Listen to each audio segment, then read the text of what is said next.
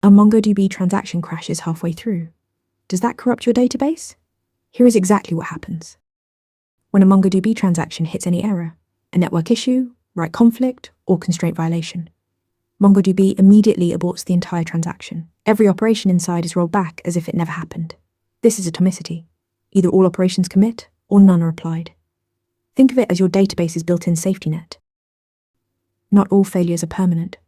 MongoDB classifies some errors, like network blips or write conflicts, as transient transaction errors.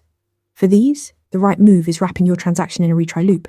If the error carries the transient transaction error label, catch it and try again. The official MongoDB driver documentation recommends exactly this pattern for production code. MongoDB uses snapshot isolation to hide your in-progress writes from other sessions. Those sessions see only the consistent data snapshot from before your transaction started.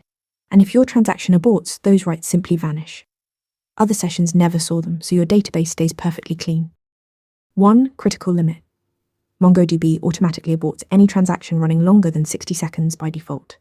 This threshold is controlled by the transaction lifetime limit seconds server parameter.